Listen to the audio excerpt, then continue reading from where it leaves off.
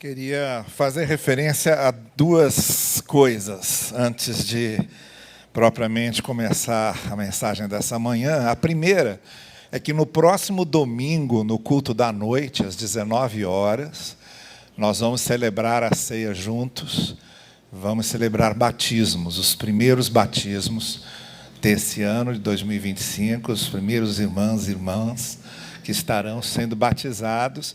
Próximo domingo, no culto das 19 horas, no culto da noite. Então, quero pedir a você que venha celebrar com a gente, tá bem? Deixa reservado seu planejamento para o próximo culto, para o próximo domingo à noite, no culto das 19 horas. Planeje, esforce-se para estar aqui. Vamos fazer uma grande celebração, recebendo novos irmãos em Cristo e também celebrando a ceia juntos. Hoje, logo depois do culto, logo que terminarmos aqui o culto, aquelas pessoas que estão sendo preparadas para o batismo, querem pedir o seu batismo, podem se encaminhar aqui para a minha sala aqui atrás, para o meu gabinete, tá bem? Para a gente poder dar toda a explicação e fazer as orientações necessárias para isso. Então, você que está sendo preparado para o batismo, você que está pedindo o seu batismo, você que quer ser batizado no próximo domingo, logo após terminarmos o culto aqui, se encaminhe, por favor, à minha sala para a gente conversar.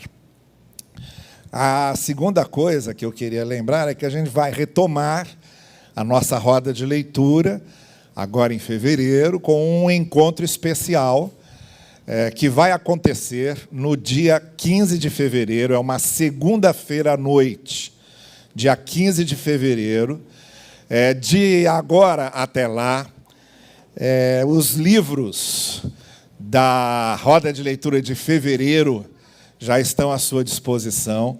Nós vamos ler esse livro do Thomas J. Oord, Deus Não Pode, Como Acreditar em Deus e no Amor Depois da Tragédia, Abusos e Outros Males. Ele trata aqui desse assunto com bastante cuidado e critério, traz aqui algumas ideias novas e provocativas para refletirmos a respeito desse assunto. E como é um assunto que interessa a todos nós, porque todos nós somos suscetíveis às tragédias da vida, às grandes crises da vida, e todos nós nos perguntamos por que Deus permitiu isso, como é que Deus deixa isso, por que Deus não impede isso. São perguntas que a gente sempre faz, não é? Agora, semana passada mesmo, uma família inteira, pai, mãe e 2 filhos, morreram num acidente, numa colisão violenta com uma jamanta que vinha na estrada sendo dirigida por um motorista bêbado. Aquela família, toda ela, pais e filhos pequenos, suas vidas ceifadas, numa tragédia dessa, por um motorista que estava dirigindo bêbado. E aí, diante de uma notícia dessa, a primeira coisa que a pessoa pergunta, como foi que Deus deixou isso acontecer? Ou então, outra pergunta é, por que Deus levou essas pessoas? Então, é sobre essas questões que nos inquietam que o Oord trabalha nesse livro. Eu me lembrei, lendo esse livro, de algumas coisas que eu falei aqui naquela série de mensagens sobre o cuidado de Deus, quando eu falei sobre coisas que a gente pensa sobre o cuidado de Deus que não correspondem a, muitas vezes, o que devemos aprender sobre a maneira de Deus agir. E várias daquelas coisas, para minha surpresa, eu encontrei depois também nesse livro. Então, eu sugiro que vocês leiam com muita atenção e venham para o dia 15. Dia 15 é uma segunda-feira à noite. Tá bem? A gente não pegou um domingo antes do culto, como a gente costumava fazer. Muita gente me cobra isso. Fala, pastor, precisamos de um tempo maior para debater as ideias, etc. Então, vamos ter um tempo maior. Dia 15, segunda-feira à noite, a gente começa às 7h30 da noite. A gente vai sentar aqui e vamos conversar sobre as ideias desse livro. E também, só para movimentar a coisa, nesse dia eu vou sortear algumas pessoas que vão fazer um curso bíblico especial comigo sobre como interpretar alguns dos textos mais difíceis da Bíblia. Então, a cada encontro, a gente vai interpretar 2 textos difíceis de serem compreendidos. Então, vamos sortear no dia 15, só para quem vier no dia 15. Não será transmitido, será gravado para ser depois disponibilizado. Tá bem? Então, só quem estiver aqui é que vai participar do sorteio, para depois ter mais aulas comigo diretamente sobre a interpretação de alguns textos bíblicos que a gente considera de bastante complexidade, como é que a gente interpreta e entende esses textos. Então, só para movimentar, no dia 15 a gente vai sortear essas pessoas daqueles que estiverem aqui. Tá bom? Então, guarda aí na sua agenda, 15 de fevereiro, é uma segunda-feira, 7h30, retomar... 17 de fevereiro. 17 de fevereiro, é uma segunda-feira, 7h30, retomada da nossa roda de leitura. Tá bem? Olha, eu vou falar sobre coisas que deviam ser já muito bem assentadas na nossa cabeça.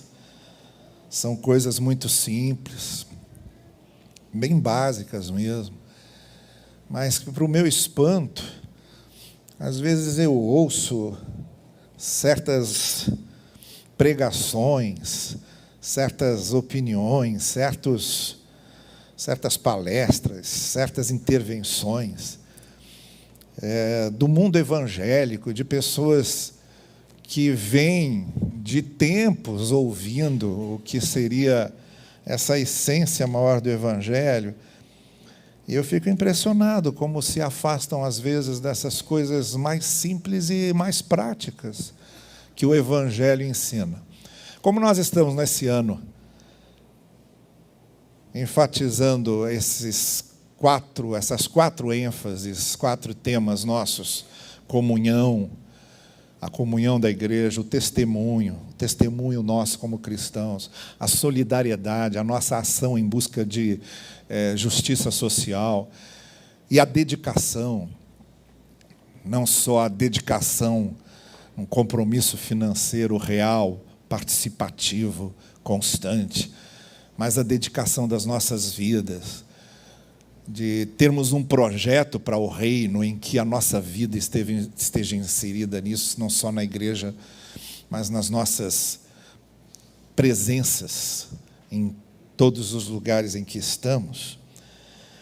Eu quero fazer algumas reflexões aqui, nos cultos da manhã em que eu estiver pregando, sobre a carta aos Efésios. Como à noite, nos cultos em que eu estou pregando à noite, eu estou fazendo reflexões sobre Jesus e o Evangelho, em cima do Evangelho de Marcos, Jesus e o Reino, em cima do Evangelho de Mateus, Jesus e a graça, em cima do Evangelho de Lucas, e Jesus e o mundo, em cima do Evangelho de João.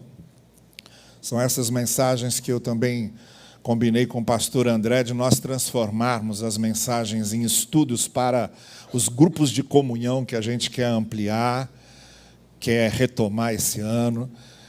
Então, assim como à noite eu vou seguir esse percurso, nos cultos da manhã em que eu estiver pregando, eu quero falar sobre Efésios, e o coração da carta, porque em Efésios encontramos isso tudo, tá? Comunhão, testemunho, dedicação, solidariedade. Mas o coração da carta de Efésios, aquele miolo, aquele eixo, em torno do qual a carta de Efésios vai girando, é esse texto que eu vou ler para vocês aqui. Quer dizer, o que vem antes e o que vem depois, está tudo em torno disso. É o método que esses autores das cartas que lemos, Paulo, João, Pedro e os anônimos, esses autores que lemos, eles têm esse método. Eles têm aquele eixo, tem aquela ideia principal, e depois, em volta daquela ideia principal e daquele eixo, eles vão desdobrando as coisas. Assim como um lago, imagina um lago. Aí você joga uma pedra, onde aquela pedra cai, ela faz um eixo. E daquele eixo, daquela matriz, vão abrindo aqueles outros círculos concêntricos, né? E vão se espalhando a partir daquele eixo. Então é mais ou menos isso. Em cada carta dessas que a gente pega, a gente tem um eixo, uma ideia principal, fundamental. E ali, ao redor daquilo, vão abrindo os círculos das reflexões que o autor da carta vai fazendo. Esse texto que eu vou ler para vocês, e que alguns de vocês sabem até de cor, ele é o eixo da carta aos Efésios. É dele que vem todo o resto, que está no capítulo 2, versos 8 e 9. Eu vou ler a versão da Bíblia, que é o Novo Testamento, da Comissão de Tradução da Editora Paulinas, que das traduções que eu li sobre esse texto, me pareceu ser bastante adequada para a ideia original do que está escrito ali. Então, capítulo 2 de Efésios, versos 8 e 9, está escrito assim: com efeito, é pela graça que vocês são salvos, por intermédio da fé. É quando você crê na graça e confia na graça e descansa na graça e diz a graça é suficiente, é aí que você é salvo. Então vocês são salvos pelo que a graça de Deus preparou, pelo que a graça de Deus fez. E não vem de vocês isso, mas é uma dádiva, é um presente, é algo que Deus entregou a vocês. Não vem das coisas que vocês fazem para cumprir a lei. Não vem. Olha para mim aqui, gente. Aqui, isso. Eu sei que está acontecendo alguma coisa, mas deixa, já está vendo. Agora olha, fixe a sua atenção aqui no que eu estou dizendo, tá bem? Não se deixe distrair. As coisas já estão sob controle. Fica olhando aqui para mim. Então, recomeçando. Com efeito, é pela graça que vocês são salvos, por intermédio da fé.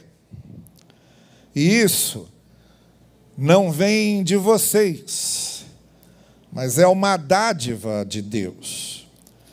Não vem das coisas que vocês fazem para cumprir a lei, de modo que ninguém pode se orgulhar de conseguir alguma coisa de Deus por aquilo que faz. Agora, nós somos feitura dele. Nós somos feitos por ele, nós somos obra dele. E somos obra dele, e somos feitura dele, e somos criados por ele, em Cristo Jesus, para fazermos coisas boas, para fazermos obras boas. Essas obras, esse intento, esse propósito de fazermos coisas boas, Deus preparou de antemão, a fim de nós as praticarmos. Este é o propósito de Deus, de antemão, antes dos séculos. O propósito de Deus foi dar-nos a graça para fazermos coisas boas. Então, só para começarmos a corrigir aqui, não basta nós dizermos que é um plano do propósito eterno de Deus nos salvar, que também não sei como é que acontece isso. É um desses mistérios que a gente não pode explicar. Mas não tem como desvincular o fato de que eu também tenho que dizer que é plano de Deus, desde os séculos dos séculos, que eu faça coisas boas. Eu fui salvo para fazer coisas boas.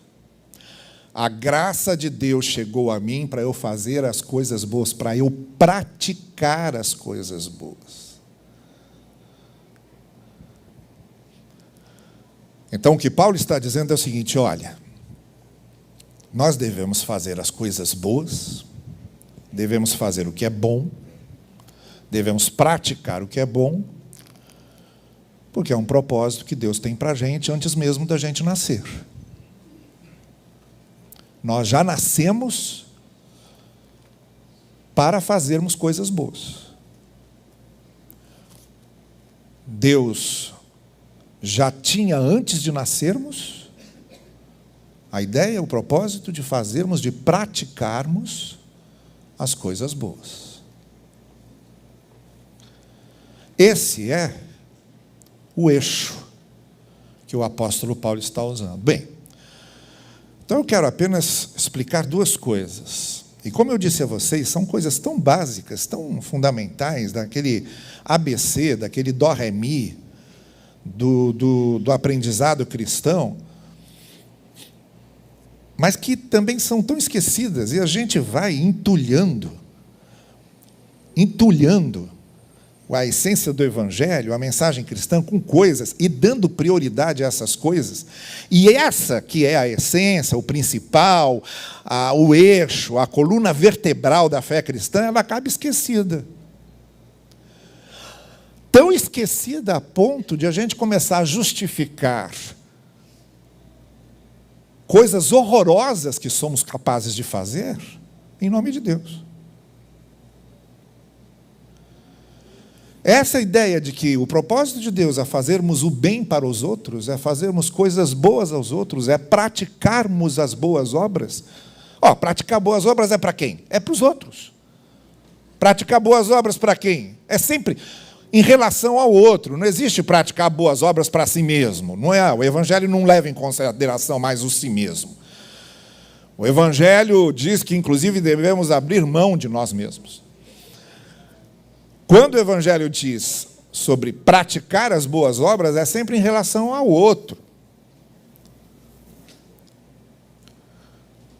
Agora, isso é uma coisa tão fundamental, tão essencial, tão primordial na fé cristã, que nunca deveria ser esquecida. Aí, em nome de Deus, a gente começa a fazer um monte de atrocidades, a dizer um monte de atrocidades, a pensar um monte de atrocidades, completamente esquecidos e distanciados dessa essência do Evangelho. Então, há duas coisas aqui que a gente precisa compreender muito bem, que são essas duas coisas muito básicas e que estão nesse eixo que o apóstolo Paulo coloca aqui. Depois ele vai fazer um apelo à comunhão, ele vai fazer um apelo ao testemunho cristão, ele vai fazer um apelo à dedicação, ele vai fazer um apelo à solidariedade, tudo em cima desse eixo principal. Tudo em cima desse propósito principal. É nesse sentido, então, que eu quero chamar a sua atenção para esse eixo, para o que há de mais fundamental, de mais básico, de mais necessário aqui, para que a gente possa compreender, tá bem? Vamos esperar ali resolverem o que vão fazer ali.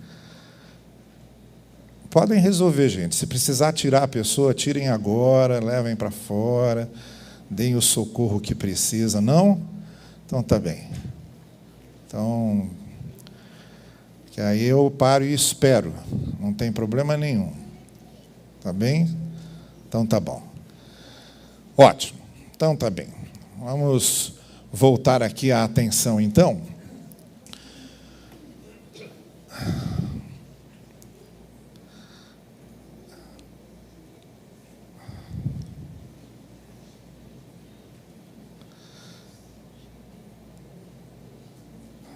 Só estão resolvendo um problema lá e a gente vai esperar resolverem. Não tem problema nenhum, a gente espera, tá bom?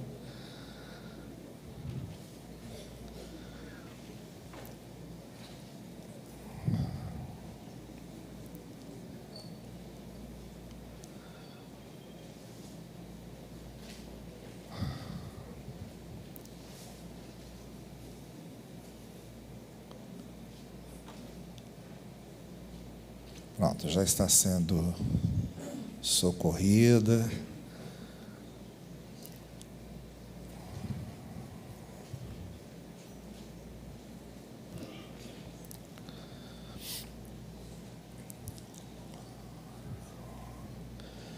Muito bem, agora podem prestar atenção aqui de novo, tá bom? Já está resolvido.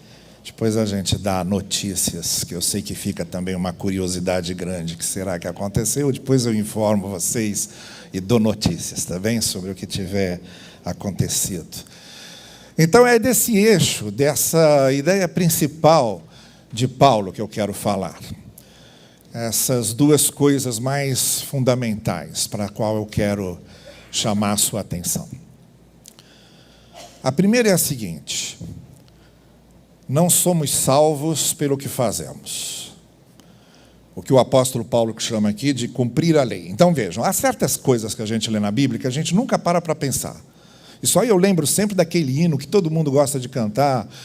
Se da vida as vagas procelosas são. Cantam a vida toda isso e um dia perguntam, mas afinal de contas, o que é vaga procelosa? Né?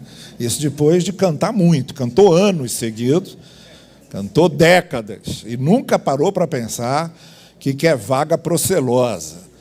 A gente faz isso, a gente às vezes vai repetindo umas coisas sem a menor noção do que ela significa. E aí a gente vai repetindo, não é pelas obras, não é pelas obras. O que é obra aqui? Obra aqui é o Paulo está se referindo ao cumprimento da lei. Tanto a lei ritualística quanto a lei moral. O que Paulo está dizendo em outro sentido é o seguinte: não é ir ao templo de Jerusalém que salva as pessoas. Não é sacrificar os animais diante do sacerdote que salva as pessoas. Não é guardar o sábado.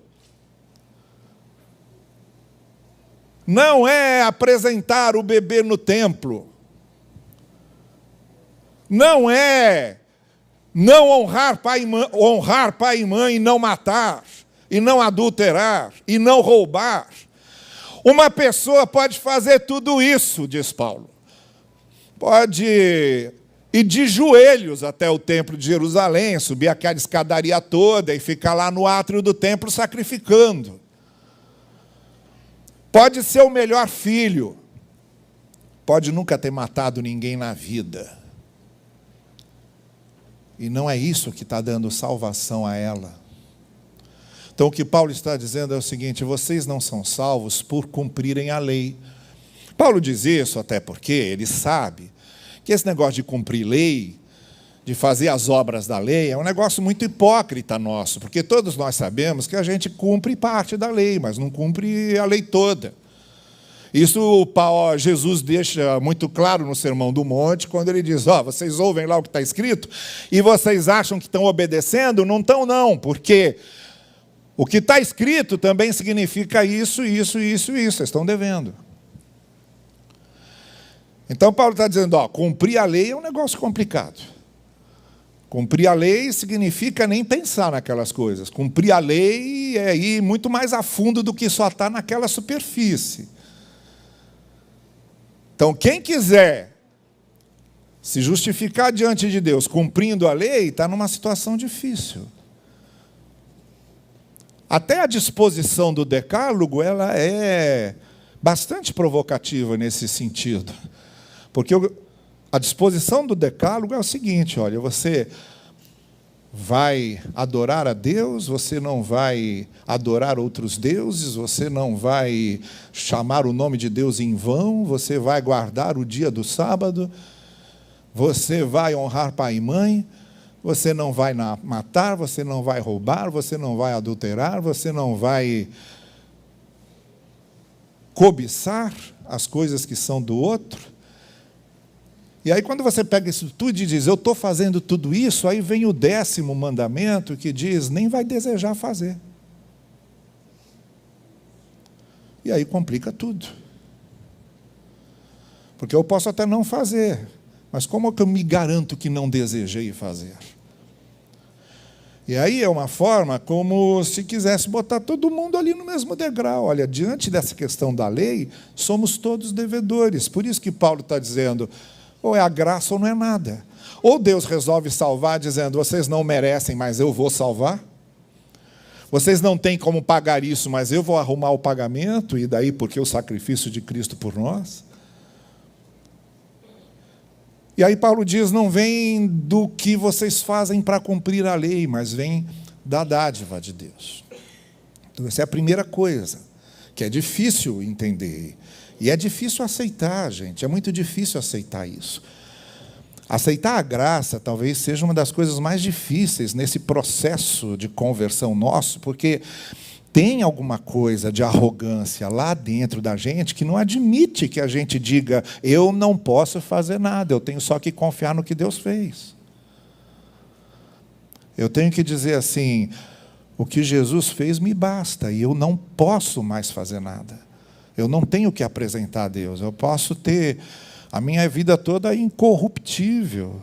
E eu não tenho como apresentar essa vida incorruptível a Deus. Essa arrogância nossa não nos deixa aceitar que somos salvos não pelo que merecemos, mas pelos méritos de Cristo. Então não é fácil realmente você tomar um propósito de fé na vida dizendo, a partir de agora, eu sei que por melhor que eu seja, não é isso que vai me introduzir na vida eterna. É o que Cristo fez por mim. E olha, eu vou confiar nisso. Eu vou confiar nisso. E em cada momento da minha vida eu vou me lembrar, olha, essa angústia, essa dúvida. E agora, o que acontece? Não, eu confio que o que Cristo fez basta. Eu confio que o que Ele fez é suficiente. É isso que é a fé na graça, a qual Paulo está se referindo aqui, em contraposição à confiança no que a gente faz. É isso. Até porque o que a gente faz não é confiável. Até porque cada gesto nosso de bondade pode ser colocado em dúvida sobre as verdadeiras intenções do gesto. Então não somos confiáveis. Então Paulo diz, ou é na graça ou não tem como resolver isso. Então essa é a primeira coisa. Essa é a primeira coisa. A segunda coisa é a seguinte. Paulo diz, bom, agora é o seguinte. Salvos pela graça, agora vocês são feitura de Deus. A palavra que ele usa aqui, que é traduzida em grande parte das versões, como vocês são obra de Deus, vocês são feitura de Deus, vocês são criação de Deus, é a palavra poema no grego, da onde vem justamente a nossa palavra em português, poema. Nós somos, diz Paulo, os poemas de Deus. Deus nos prepara como um poeta prepara um poema. Vê lá os versos, vê a métrica, vê as rimas, escolhe as palavras, mantém a coerência das ideias, dá trabalho. Então, nós somos esse poema que Deus prepara, nós somos essa feitura de Deus, essa criação de Deus, para embelezar a vida dos outros. Porque para que serve um poema? Um poema serve para embelezar a vida dos outros. Não é um camarada... quando está apaixonado aí, não faz um poema para embelezar, fazia, né? Hoje em dia acho que ninguém mais faz isso, mas fazia, para embelezar a vida. Meu avô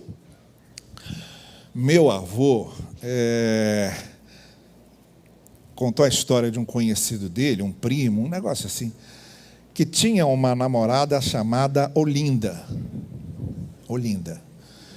E ele uma vez fez um verso para ela, e os versos começavam assim, fez um poema para ela, e os versos começavam assim, Olinda dos meus sonhos. E escrever. Aí terminou o namoro, porque namoro termina. Terminou o namoro. Aí foi namorar com a mulher com quem ele casou. O nome da mulher com quem ele casou era Dora. Dora. Aí ele pegou o mesmo poema e botou lá, ó, linda dos meus sonhos. E mandou para ela, né? Mas ninguém faz isso. Nem mal feito assim faz mais. Então, hoje se declarar o amor hoje é um negócio mais complexo.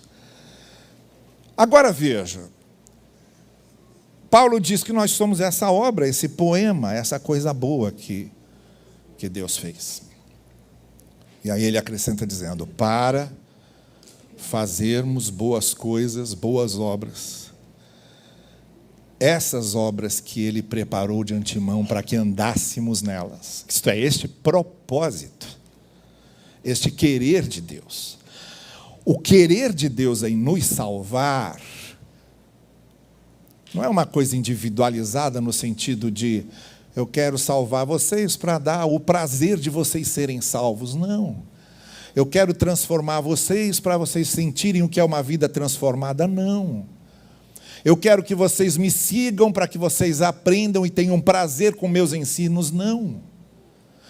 O propósito de antemão de Deus, o propósito de sempre foi salvar-nos, discipular-nos, dar-nos seu Espírito, dar-nos sua palavra, fazer-nos aprender, para que fizéssemos e andássemos nessas boas obras em relação aos outros. O propósito dos séculos é nos transformar em pessoas que abençoem os outros. É por isso que você é salvo. Você não é salvo só para morar no céu. Você não é salvo só para conhecer a Deus. Você não é salvo só para poder dizer, meus pecados estão perdoados.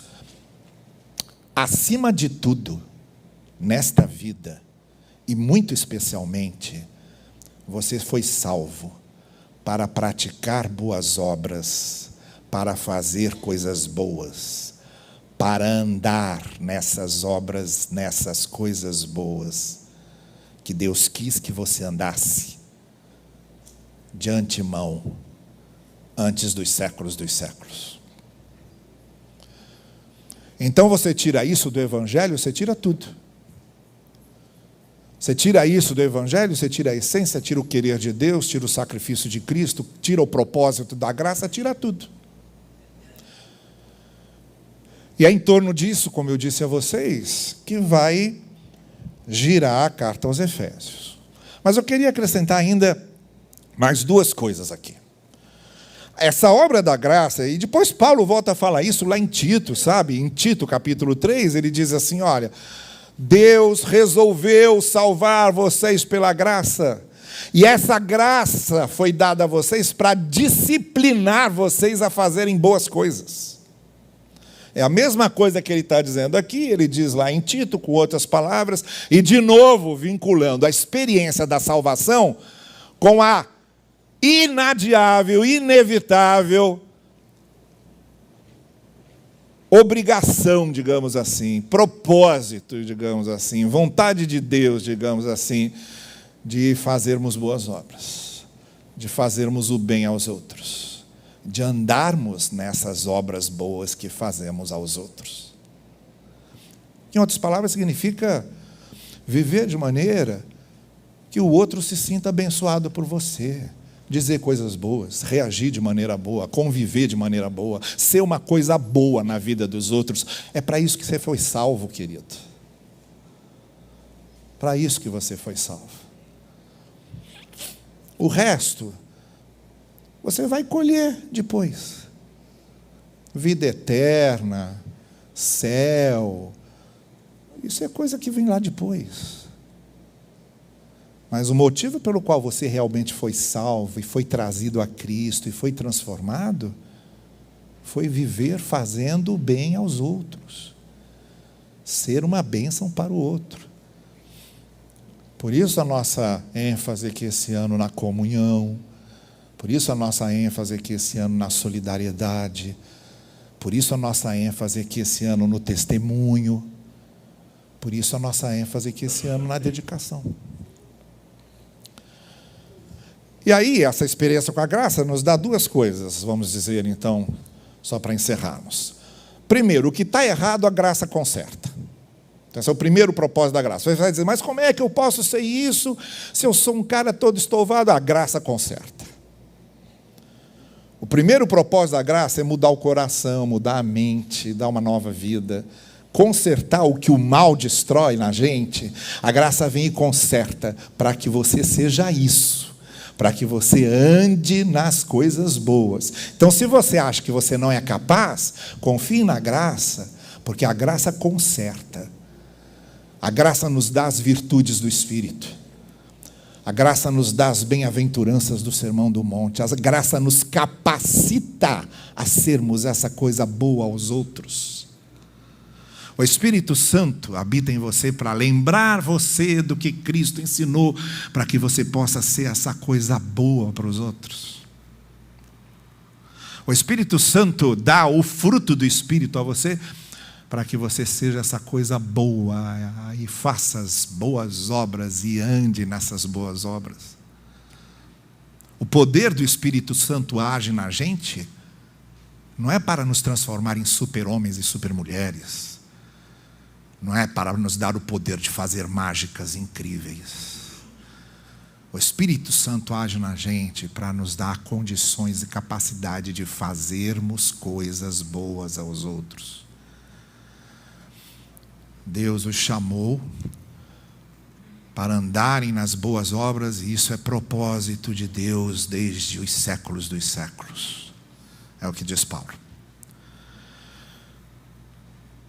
A segunda coisa que a graça faz é a gente descobrir um novo valor na gente. A graça nos ajuda a descobrir esse novo valor. Olha, não tem nada como a ação da graça na nossa vida para ajudar-nos a descobrir o verdadeiro sentido de ser humano, a verdadeira sensibilidade de ser humano, justamente por andarmos nas boas obras. Pois quanto mais bem fazemos, quanto mais boas obras fazemos, quanto mais boas coisas fazemos, mais cumprimos a lei, mais obedecemos os ensinos de Cristo, mais revelamos o amor de Deus, mas principalmente mais descobrimos o sentido de sermos humanos. Porque quando Deus resolveu fazer o grande bem da salvação a todos, Ele se transformou num ser humano. E Ele veio mostrar o que um ser humano pode fazer de bem para as pessoas. O maior amor que Deus revelou não foi através dos anjos. Foi através do ser humano que Ele se tornou. Ele se tornou ser humano. E aí a graça de Deus trabalha com a gente para que a gente descubra essa dimensão de ser humano, como Cristo foi. E de como podemos andar nessas boas obras de Deus, mostrando a essência do que é ser humano. Não é à toa que nós chamamos de desumanidade as más coisas, as coisas horrorosas da vida, as atrocidades, as maldades, as insensibilidades, a gente chama o quê? De desumanos. É uma desumanidade, porque só na essência da humanidade, na essência de sermos humanos, e quanto mais nós descobrimos essa essência, que nós descobrimos o que realmente o ser humano é e para o que realmente o ser humano foi feito. Somos feitura dele, somos poema dele. Em outras palavras, Deus nos ajuda a descobrir os nossos valores humanos, coisa que a gente esquece, que essa sociedade de competição, de concorrência, de valorização do que é material, de pisar no outro, de perseguir o outro, de desprezar o outro, de dividir o outro em classes e coisa assim. Como o Espírito de Deus vem trabalhar no nosso coração para que a gente seja o caminho contrário de todas essas desumanizações. O caminho contrário de todas essas coisas que desumanizam o ser humano. Vocês foram salvos para andarem nessas boas obras, diz o apóstolo Paulo, e para descobrirem o valor de vocês. Aí eu me lembrei que é o seguinte, eu trouxe aqui escrito, porque também querer que eu decore isso já é demais. O camarada estava vendendo uma casa, era um sítiozinho, uma chácara, e ele era amigo do Olavo Bilac, o poeta que a gente conhece. E aí ele pediu para o Olavo Bilac escrever um anúncio dessa venda e publicar, para ele publicar no jornal. Olavo, dá para você escrever esse negócio para mim? Aí ele falou, tá bom, aí eu escrevo. E aí o Olavo Bilac fez lá o classificado dele e botou assim: vende-se encantadora propriedade, onde no extenso arvoredo cantam os pássaros ao amanhecer. É cortada por marejantes e cristalinas águas de um belo ribeirão, e a casa nela existente é banhada pelo sol nascente e oferece as sombras trazidas das tardes nas varandas. Aí o cara publicou o anúncio, e tempos depois ele encontrou com ele e falou, e aí, conseguiu vender? Eu falei, não, desisti. Depois que eu li isso aqui, eu vi quanto a minha propriedade era boa e resolvi ficar com ela. É isso. Deixa eu dizer uma coisa para você. Quando a gente se encontra com a graça e descobre o que a graça faz com a gente começa a valorizar muito mais o que a gente é, o que podemos ser. E como é bom demais ser um ser humano usado pela graça para abençoar outros seres humanos. Que o Senhor nos ajude a entendermos cada vez mais isso. Amém. Muito bem, gente, vamos cantar? Cadê a turma do louvor? A gente vai encerrar esse nosso culto e vamos seguir para as nossas classes de EBD. Então, só lembrando, coloca na sua agenda. Eu sei que você vem ao culto da manhã e nem sempre pode vir ao culto da noite, mas só lembrando, bote na sua agenda, nosso encontro próximo domingo à noite, 19 horas, a gente vai celebrar, vai ser a primeira ceia do ano, primeiros batismos do ano. Venha, vamos celebrar juntos, cantar juntos participar desses bons momentos. Vamos ficar em pé? Vamos cantar?